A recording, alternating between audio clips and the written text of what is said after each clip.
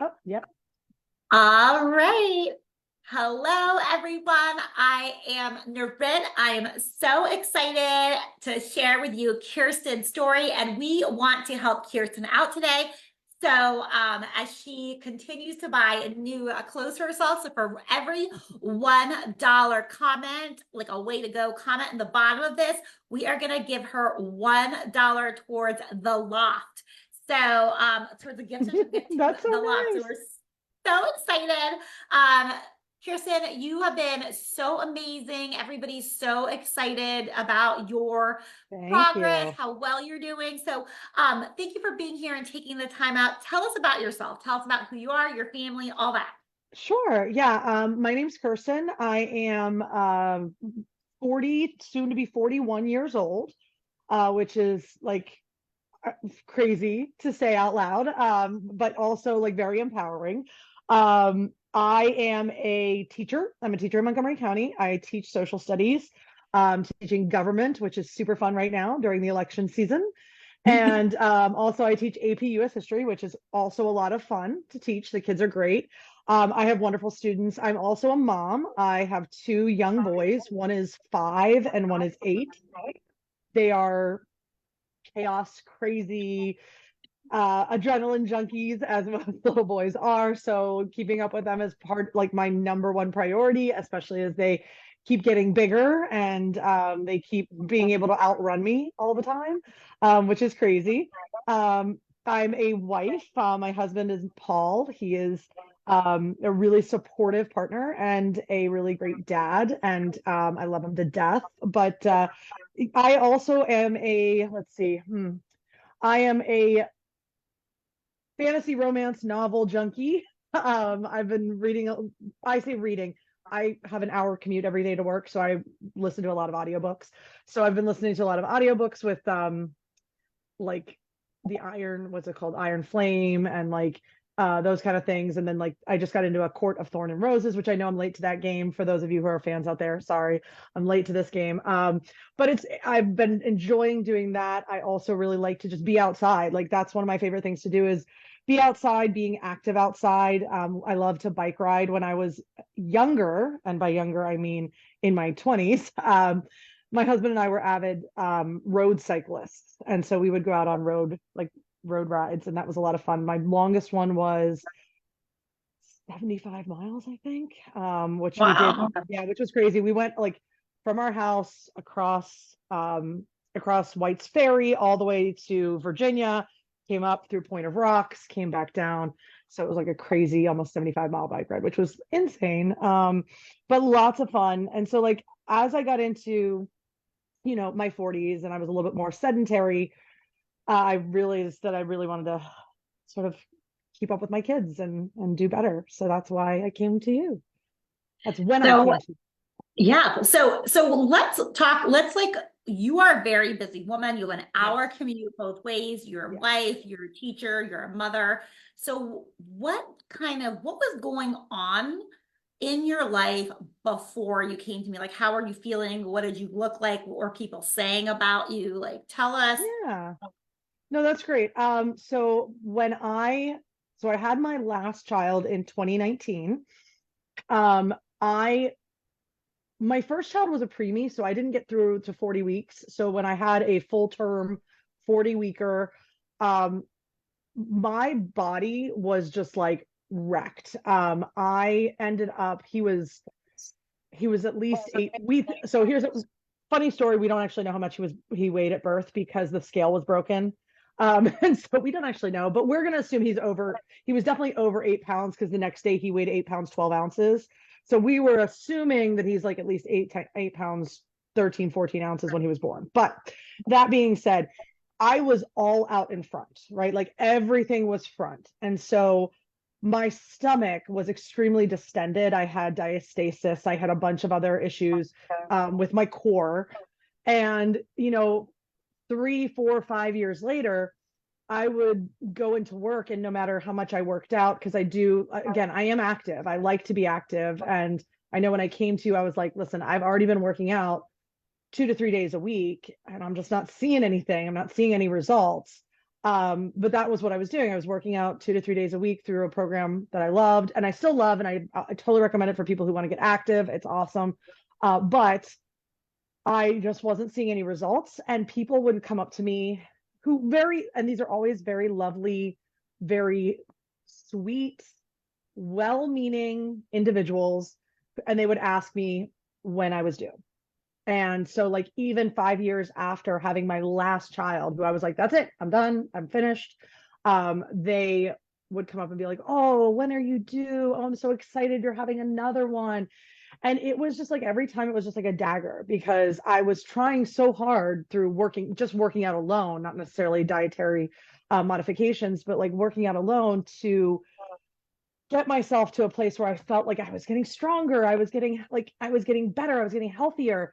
And then just to hear that like preoccupation with how I looked and how it dictated how people responded to me, it was defeating, absolutely defeating. And so that is when so last March, my friend Heather, I saw her at my 40th birthday party and she looked fabulous. And by the way, she still does. But she looked fabulous. And I was like, what is going on? I know that she'd been on a health journey herself. And she told me all about you. And so I was like, okay, let's at least have a preliminary phone call. And then, we talked and I didn't sign up for the program until June, and there were reasons for that, which I'm sure we can talk about later. But like it was great. And it was good to have that phone call, get that information, and then like make those decisions, which were ultimately great decisions. So I love this. So tell us, and I love that you were working out, you're being active, but it's still nothing was working. So tell us, since joining the program, what are your biggest wins, physical, mental, mindset? Tell us. So I think the biggest thing for me is that I think as most millennial women, and I'm an elder millennial, so I'm a cusper, but I'm an elder millennial. I'll take it. As an elder millennial, I have in some way been on some diet for almost my entire life. I think, growing up in the 90s with like the fat-free culture, dealing with my mother constantly, she was constantly trying to lose weight herself, and never really successful at it for long periods of time. Sort of ingrained that in my brain, right? Like that was crazy. And so I had this really warped view of food. Plus these diets, and I mean this like diet culture, right? Not like what you're eating just generally, but diet culture forces this concept of like deprivation of certain foods are good foods and certain foods are bad foods. Like I remember doing Weight Watchers a couple of times. And while Weight Watchers is a fine program and it does help some people, I do know that it like puts emphasis on certain foods, and less of an emphasis on others, right? Like if you eat a candy bar, you're gonna accrue like 15 points, even like a small one, and like an apple is 0, right? Like so it's supposed to shape and modify behavior, and I totally get that. But I was also at a point where like I understood that there were just some times when I freaking wanted a candy bar and like I would feel guilty about that. And that's one of the big wins that I had, was this like reshaping of like my approach to food. That food in itself doesn't really have a moral value, that it's nutrition. It feeds my body, and if my body wants something, I can have it, within reason, right? Like within reason. I'm not going to go out and eat an entire birthday cake, like a sheet cake. That's just not going to happen. But if I go out to a restaurant and I want a dessert, I can have a dessert, right? Or if I want a glass of wine on a Friday night, I can have a glass of wine, right? So that was sort of the difference, and one of the wins that came out of, and that's what you call a non-scale win, right? A non-scale win from the program, which was just a reshaping of my mindset around food, and like the value of food is not, it's not moral. It's much more just like nutritional, feed your body. And if your body wants a candy bar, have a candy bar every once in a while. Yeah. I was just gonna say, like at dinner tonight, we had a very balanced meal with like veggies, and I had a burger with a 647 bun. And then my husband was like, "Do you want a Yasso bar?" And I was like, "Yeah, of course." Which we all know we love Yasso bars, so Yeah. yay. Yeah. But like, yeah, it was like my little sweet thing for the day, which was great. And I felt right now I feel really good, and I'm gonna, that's gonna be it for the day for me, which is great. But yeah, so like that was one. The second group of wins that I had were more scale wins, right? So scale wins, I've lost about 11 pounds, which it doesn't sound like a lot, but I also understand for me that coupled with my measurements is actually more the win, because it's 11 pounds, which whoopee, exciting. That's great. It actually took me from like overweight to like almost not overweight. Like I was looking at the stupid BMI calculator the other day, which I know there are tons of flaws relating to BMI, but I was looking at it, I was like, oh, look, I only have to lose like 4 more pounds and I will no longer be considered overweight at 5'7", right? Like, Yeah. and I think I'm 166 right now, which is like, I'm fine with that. I mean, I would like to lose more, but also whatever. But the more thing, what I know, what actually that I've lost things in terms of like the non-scale wins is the inches. And I can't remember specifically how many inches. I'm sure you might have that data. I just haven't been tracking it myself, but I know that from my waistline, I've probably lost at least like 3 or 4 inches, maybe. And that in itself has made a huge difference as to how people approach me. They're not saying, "Oh my gosh, you've lost so much weight," but they're definitely not saying, "Oh, when are you due?" And that for me was a huge win. So those were some of the wins that I've had on the program. I remember that being like the first thing that we had on the call, right? Right. And we were talking about that was the biggest thing. Like I'm tired of people asking me when I was due. And I'm glad that you addressed like there are no good food, bad foods. Like have we ever told you not to eat pizza or No. anything like that? No, in fact, generally, like just, yeah, there's never been a situation where you or Sarah have ever said to me, "Don't eat that." Sometimes you'll say like, "Have a piece," and then like for pizza, have a piece and then have some salad. And then if you're still hungry, then go back and have another piece of pizza, right? Like if that's the case. But also, like I typically every Friday night, my husband makes pizza here at the house. He's picky about his pizza. He's from New York, so he's picky about his pizza. But so he'll make it, and we have pizza Fridays every Friday. And I have pizza every Friday. I just don't eat the entire pizza. I will Yeah. have a piece, maybe two, and then I usually load up on the greens, like the salad, which is delicious. Yeah, it's a huge thing is like knowing how to eat so that you can eat the things you love. For me, like Exactly. we eat pizza every week, so as well. So it's very relatable. That's my goal is to like show women how to do that. So Yeah, what changes in your life have you made based on participating in our program? definitely. So changes generally is that I'm paying more attention myself to like nutrition labels, about because I'm of course really focused on looking at I mean, I'm not really focused on the calories so much, but more so like the protein and the carbohydrates and like looking at the macros and seeing like, does this benefit me and fuel my body in the way that I need it to right now?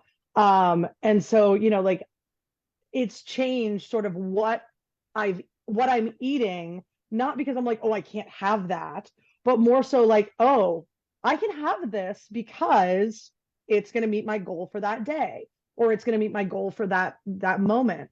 Um, we just my kids, it's so funny now because my boys, who I've not like specifically talked to them and said like, hey, mommy's on this journey and this is what's going on. Like I'm not gonna, but they see me at the grocery store and they see me looking at labels and they're like, "What are we looking for, mom? Like, what's happening? What are you doing?"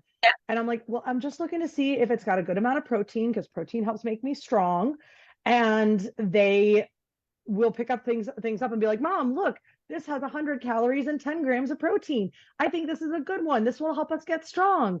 And I'm like, yes. So those are some things that have changed in regard to like shopping for foods. We're more conscious of like those type of things. Um, I am more focused on like lean meats. I'm more focused on veggies. I like my veggies. I've always liked veggies. Don't get me wrong. I think I told you at the very beginning, like my husband and I were vegan for 3 years, a long time ago. And yes, like we lost weight, but the moment we went back to eating other proteins, we gained weight again. So like it's not about being vegan, being not vegan, veggies versus not veggies, knowing the proportions, knowing what you can eat, and knowing that you could eat more sometimes if you choose certain things. And so that was something that's like a behavioral thing that has changed for me. Trying to find those good quality like proteins, good quality carbs that are going to help fuel my body. I love that you talk to your kids about that. I think we are really afraid as a society to talk to our kids about nutrition, but the words and the language, and we talk about this a lot, and we had talked about that on an individual call. The words we use to talk to our children about nutrition is so important. We Agreed. are America, women, it's the number one killer of women and men is heart disease, and nutrition is number one for that. So if you are not Yeah. talking and having these conversations and being a role model, I think that is huge. So tell us a little bit about what the coaching experience is like here. Yeah, the coaching experience has been amazing, first of all. The once I joined the program, which was in June, we had sort of like what are your goals? Where do you see yourself in a year? Where do you see yourself after that? Right? Kind of these short-term goals, long-term goals, and mid-range goals. And I love the fact that there are these opportunities, not just in those first days to have those conversations, but like throughout. So I know we had them in June and we talked about what are your goals? What do you want to do? And where do you see yourself in a year? But then like we've just had a call, and I don't think it was the October call, I think it was the September call, where we talked about like, where do you want to be by Thanksgiving or like by November 23rd, right? Here's this 3-month range that you have. What are you going to do with yourself? And how are you going to get there? And as a teacher who focuses in on goals and objectives, and I know that's going to like, some people are going to be like, what's she talking about? But like goals and objectives, and like I have to meet standards and things like that. Like this appealed to me so much because it allows me to sit and think and say, okay, here is the goal. This is where I want to be in a year or 3 months, wherever. Now, backward mapping, how do I get there? What is it that I want to see along the way? How am I going to progress to make sure that I'm meeting the goal? Or if I'm not exactly meeting that goal, because I'd love to meet that goal, but like if I'm not there yet, like how can I make sure that I've made progress towards it? Right. And so that's what the coaching experience has been. It's been super easy.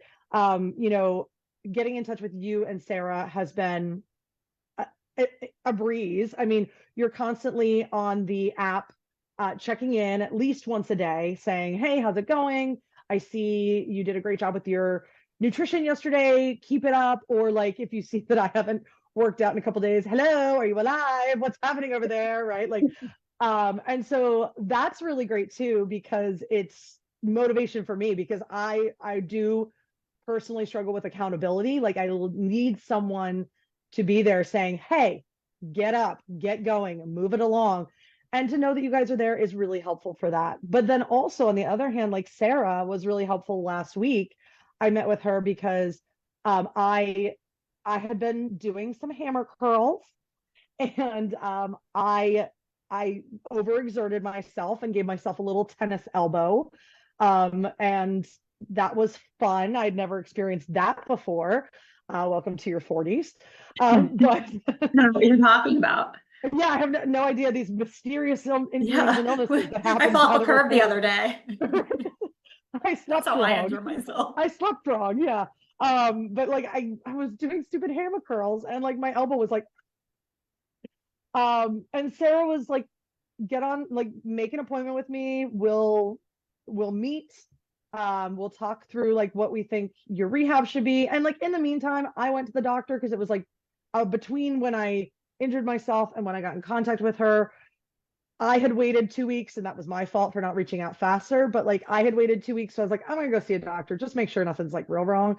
And their advice was like seamless. There was, ice, heat, ibuprofen, all the things, the rice, whatever it was.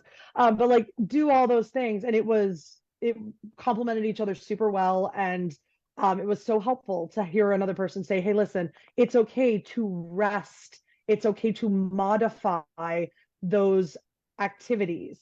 If your elbow is giving you trouble, do planks instead of push-ups, right?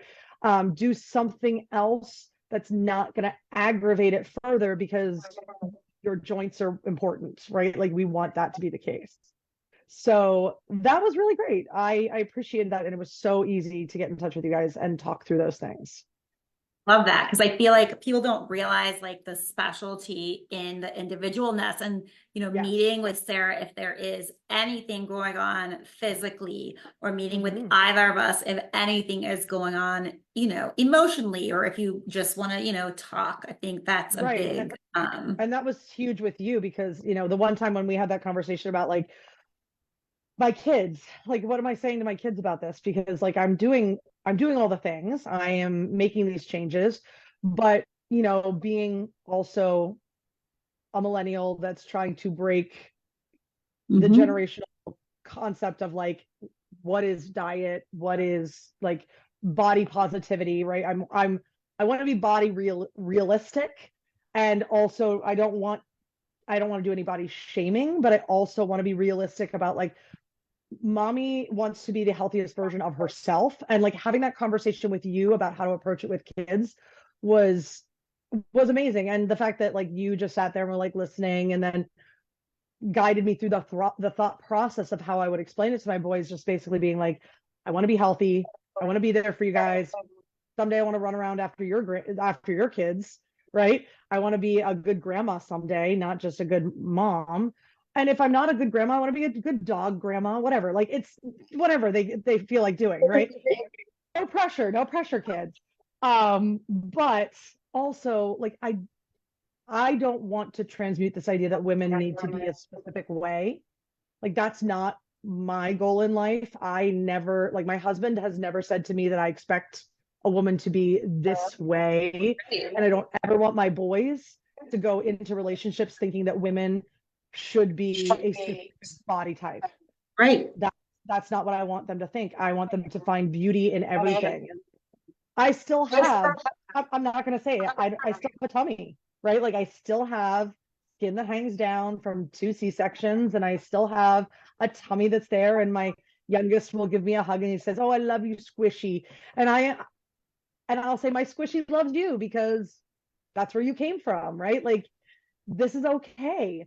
So there's a body positivity, but then there's also like, I want them to be body conscious and be like, I need to be healthy.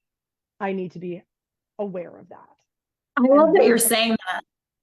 I'm sorry to cut you off, because I feel like what is special about our program is that we don't try to get you to be a certain way. Like Sarah and I Yep. look like normal people, and we Mhm. don't say, here's the program. We take your life and we Mhm. say, how can we make you the best you? And we look Right, at what your life already looks like, right, and we create what would make you the best version of yourself under your schedule, right? Like exactly. that's what we do, what already works for you, and we kind of tweak that.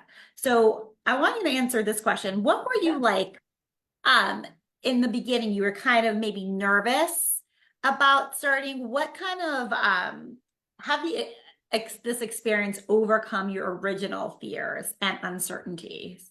Well, number one, results speak for themselves, right? Like the fact that I can visibly see a change in my body, I can visibly see a change in my lifestyle. That speaks for itself. But I will say, um, definitely I was hesitant starting the program. Like I was fully in, but I think everyone, I think you're crazy if you start something new and you're not sort of hesitant or nervous about it to some extent, right? Like that's just my perspective. I'm always, if I start something new, I'm always like, well, we'll see where this goes, right? Like this could be fun. But also a little bit nerve-wracking. My biggest issue is that I personally am I'm like a people pleaser, and I want to do the best that I can. And I feel like sometimes I have to go all in and I have to do everything perfectly. Um, and I think what happened along the way is through conversations with you and Sarah, through conversations with other friends in the program, I realized it didn't have to be like 100% every moment of every day. Like if you have a moment where you just go, dang it, I want to eat an ice cream cone, right? Like, okay, great, enjoy, have a great time. Or I'm going to go out with friends and I'm going to have an appetizer, or I'm going to have a dinner and a drink, and I'm going to have a good time. There is nothing better than sitting with friends, laughing and talking. And if that facilitates part of that, great. But again, it was the overcoming of the I have to be 100% all the time perfect.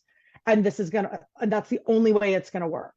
And that was overcome. I mean, it took time for me to get through that mentality, right?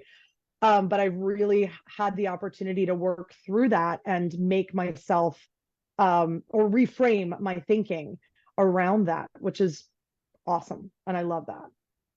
That is like the best, because that's like one of our pillars, like get rid of the all or nothing mindset. Like you should Right. be going out Right. with your girlfriends and having drinks or whatever it is that you like to be Right. doing. We have to learn how to navigate that and enjoy it. So I loved that you shared that. So I love this is, I want to ask about the investment. So a lot of Yes. women Yeah. are afraid of investing in themselves, either because they've spent so much money, like you had said, I've tried so many diets, I've tried so many Yeah. things, and they're like, one more thing, or or they just don't think they're worth it. So what would you say to someone considering joining our program? We get so many people and they're just so worried because of the investment. They're probably afraid they're going to fail. What would you say to them?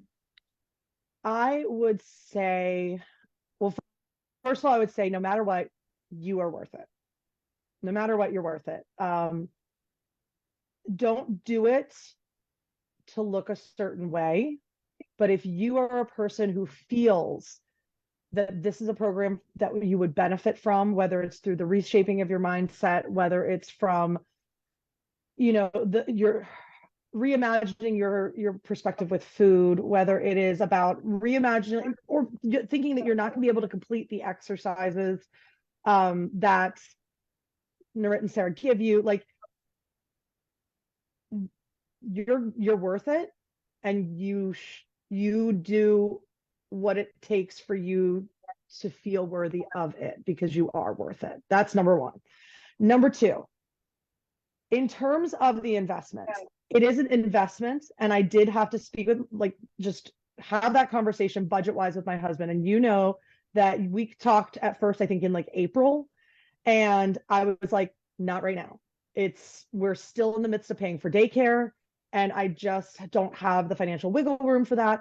And once daycare was over, then I was like, great, I'm in, I got this. I was afraid to fail.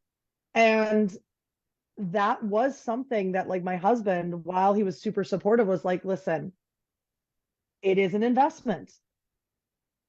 Please try your best, like try your best, right? Do what is good for you.